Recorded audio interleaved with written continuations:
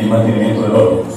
La individualización de las personas es imprescindible en toda relación jurídica, administrativa, económica, resultando más evidente en el ámbito judicial y policial, en el que se deben utilizar métodos de identificación personal fiables, seguros y rápidos. Es ahí donde el médico juega un papel muy importante como auxiliar de la justicia. Las formas de identificación se remontan a la época de Ptolomeo en Egipto, y en el Imperio Romano, para la cual, como primera instancia, se utilizó la descripción personal o morfológica, que consistía en expresar con palabras los rasgos físicos más característicos de una persona. En la época medieval y hasta mediados del siglo XIX, las descripciones no seguían un plan ni un método determinado, dando lugar a serias equivocaciones. Durante algún tiempo, se recurrió a castigar a los criminales mutilándolos y marcándolos de forma brutal con hierro candente y a los individuos reincidentes para lograr su identificación. Alfonso Longillón, en 1882, propuso una técnica la cual consistía en individualizar a los delincuentes a través de una serie de mediciones del cuerpo humano, recibiendo el nombre de sistema antropométrico o vertigionaje, siendo esta la primera aproximación a la utilización de un método técnico-científico para la identificación. Vertigón tomaba en cuenta las partes del cuerpo del adulto que tenían menos variación. Él decía que después de los 20 años el esqueleto humano no se modificaba y que su medición era una buena herramienta para diferenciar un individuo de otro. Con el descubrimiento de la fotografía se logró un avance en el proceso de identificación de personas como método complementario en las investigaciones judiciales. París fue la primera ciudad que tuvo un estudio fotográfico especial para la policía, en el cual se utilizaban proyecciones de frente y perfil, fotografía signalética, como ayuda para la descripción antropométrica. A mediados del siglo pasado, comienzan a surgir los diferentes métodos fehacientes que se utilizan en la actualidad. En Colombia, la Ley 38 de enero de 1993 unifica la dactiloscopia y adopta la carta dental como sistema de identificación. Métodos de identificación fehaciente. La identificación de las personas se debe hacer de manera fehaciente. Para ello se cuenta con 3 métodos de alto nivel de seguridad, como son la dactiloscopia, la carta dental y el análisis de ADN. Dactiloscopia. La técnica más utilizada para la identificación de una persona, ya sea viva o muerta, es la dactiloscopia. Esta consiste en el estudio de la impresión o reproducción de los dibujos formados por las crestas papilares de las yemas de los dedos de las manos. El estudio comparativo de las impresiones digitales dejadas en el lugar de los hechos con los bancos de huellas que tienen los organismos estatales, como la Registraduría Nacional del Estado Civil, la Policía Judicial y algunos entes internacionales como la Interpol, han llevado a la resolución concluyente de investigaciones judiciales y civiles. La palabra dactiloscopia proviene de 2 voces griegas: dactilos, que significa dedos, y escopein, estudio. Su historia se remonta a la antigua Asia, donde se utilizaban manchas dactilográficas a manera de signo de superstición en ciertas escrituras. En 1891, en Francia, Galton, Forgot, Ferret y Testu se basaron en los estudios de la impresión aislada de las huellas dactilares para determinar sus características, dando origen a una nomenclatura de las impresiones dactilares. El último avance en la dactiloscopia es la implementación de software biométricos de huella digital, los cuales generan un modelo en 2 dimensiones, que permite con mayor facilidad la ubicación de cada punto característico o minucia, logrando así un índice de seguridad del 99.9%. Actualmente existen diferentes sistemas de clasificación de los dibujos digitales. Estos dibujos cumplen con las siguientes características: perennes, inmutables e infinitamente diversas, lo cual los hace de gran utilidad en la identificación de una persona. Perennidad. Las crestas papilares se desarrollan entre los 4 y 6 meses de vida intrauterina, persistiendo durante toda la vida y más allá de la muerte hasta un estado de putrefacción. Las alteraciones accidentales por quemaduras o procesos de cicatrización son temporales, con posterior restitución de todas sus cualidades térmicas, exceptuando los casos en los cuales la alteración haya llegado a la epidermis. Inmutabilidad. Las impresiones papilares en el recién nacido siguen siendo las mismas por el resto de la vida, son inalterables. Infinita variedad. Los dibujos papilares son únicos para cada persona. Su morfología no se repite entre 2 individuos diferentes, ni tampoco en los dedos de un mismo sujeto. La única excepción es en los gemelos monocigóticos cuyos dibujos papilares son idénticos pero inversos. Odontología forense. La identificación odontológica forense se basa en la comparación de registros ante-mortem con los registros post-mortem, que proporcionan al odontólogo forense características distintivas suficientes para identificar a una persona.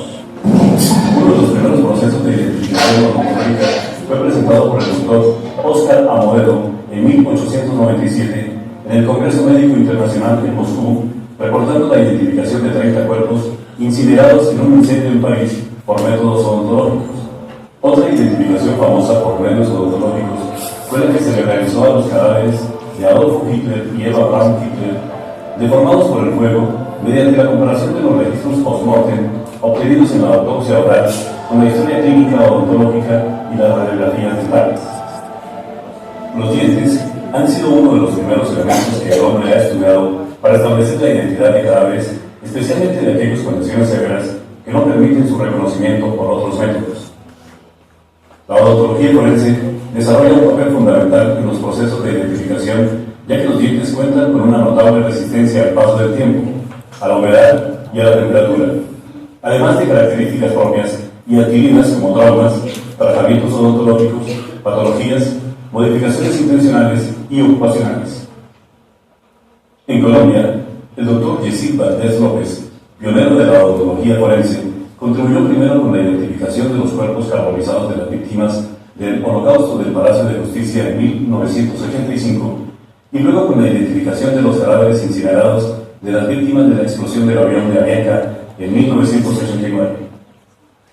La autopsia oral es un método utilizado por la odontología forense donde se describe el estado y características morfológicas de las estructuras dentales, de los tejidos periodontales, de los tejidos blandos y del estado de los tratamientos odontológicos realizados con el fin de elaborar la carta dental, principal herramienta odontológica de identificación y utilizada hoy en día.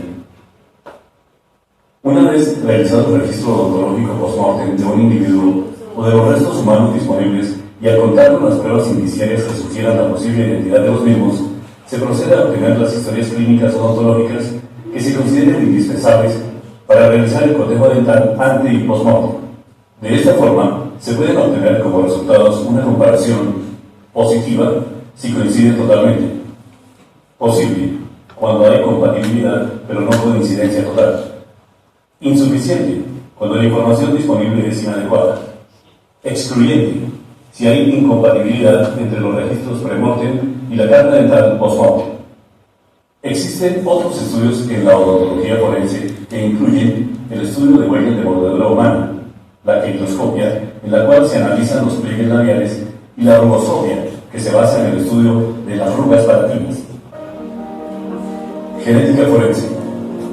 El desarrollo científico y tecnológico ha permitido profundizar en los sistemas aplicados a la identificación y de esta manera hemos ido pasando desde el nivel más superficial y accesible, el morfológico, hasta un nivel más complejo, como el genético o molecular, donde el estudio del ADN nos aporta una serie de características que estadísticamente permiten realizar la identificación del individuo con una asertividad casi del 100%. La genética forense es considerada hoy en día una subespecialidad de la medicina forense. Esta ciencia estudia básicamente unas regiones del ADN que presentan variabilidad entre los distintos individuos, es decir, estudia regiones polimórficas del ADN. Así, analizando un determinado número de regiones polimórficas, la probabilidad de que dos individuos sean genéticamente iguales es prácticamente nula, excepto en el caso de gemelos univitelinos. Sus aplicaciones son básicamente en tres áreas: identificación de personas desaparecidas a partir del cadáver, investigación de la paternidad y la investigación criminal. Su historia se remonta hacia comienzos del siglo XX con la descripción del sistema AO de los hematíes por Karl Landsteiner y su transmisión hereditaria descrita por von Röntgen y Hirschfeld. Inicialmente, esta ciencia se utilizó con el objetivo de identificar genéticamente casos de criminalística, como el estudio biológico de la paternidad. En ese momento, las investigaciones se centraban en el estudio de antígenos eritrocitarios, sistema ABO, RH, MN, proteínas séricas, enzimas eritrocitarias y sistema HLA, Con el estudio de dichos marcadores, podía incluirse o excluirse una persona como posible sospechoso por poseer una combinación genética igual o diferente a la del vestigio biológico hallado en el lugar de los hechos. A pesar de las herramientas desarrolladas durante estos años para el estudio del ADN, fue hasta 1985 cuando esta ciencia se aplicó con fines jurídicos en Gran Bretaña. El primer encargado para tales fines fue Alec J. Jeffreys, profesor de genética de la Universidad de Leicester, quien utilizó por primera vez la técnica de los fragmentos de restricción de longitud polimórfica RFLP para analizar las diferencias en el tamaño de estos fragmentos y el número de repeticiones encontrados, los cuales varían de un individuo a otro, permitiendo su diferenciación. A pesar de la utilidad que mostró dicha técnica, se observó rápidamente que uno de los principales inconvenientes en la identificación era el hecho de que se requerían cantidades elevadas de ADN. Esta limitación fue superada gracias a la aparición de la reacción en cadena de la polimerasa, PCR, técnica que supuso una revolución en muchos campos de la biología y de la identificación en medicina forense. La reacción en cadena de la polimerasa, PCR, es una técnica que permite amplificar más de 1 millón de veces un ADN obtenido a partir de una región seleccionada del genoma. Esta técnica fue ideada en 1989 por el doctor Cary B. Mullis, que obtuvo el Premio Nobel de Química en 1993 por dicho invento. Usando la técnica de PCR, muestras tan mínimas como las de un pelo con raíz, una diminuta mancha de sangre o semen, e incluso caspa, son suficientes en muchos casos para llevar a cabo un análisis de identificación genética. Sistema indiciario de identificación. En el sistema indiciario se busca recoger todos aquellos datos físicos y particulares del individuo. La descripción somática ha sido usada a lo largo de la historia, pero ha generado errores judiciales en personas que se parecen físicamente.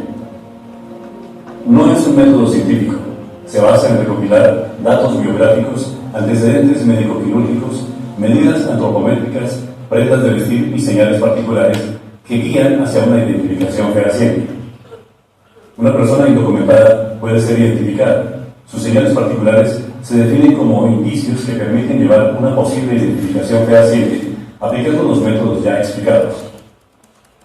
Entre las señales particulares que permiten individualizar un sujeto está la llamada cuarteta básica, que incluye edad, sexo, talla y peso.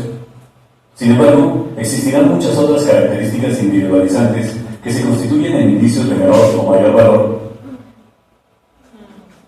para la orientación. ¿Sí?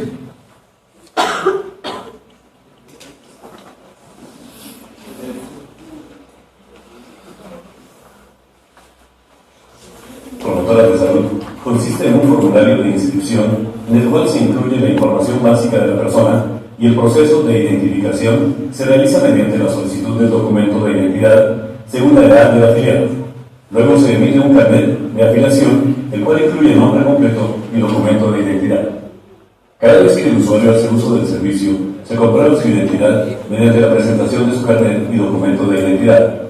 Algunas entidades que ofrecen el sistema de medicina preparada tienen un método en el cual existe un registro fotográfico del usuario, lo cual brinda una herramienta adicional para la correcta identificación del afiliado.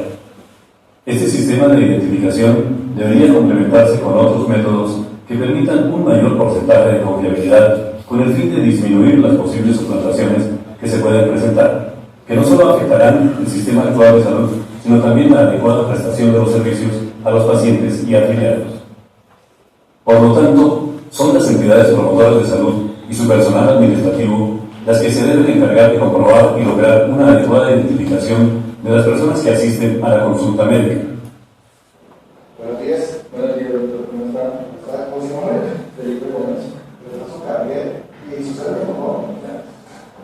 El médico, para atender a un paciente, generalmente exige nuevamente el documento de identificación para reconocerlo y tener acceso a su historia clínica antigua. Algunos servicios solicitan la firma del paciente como constancia de la atención.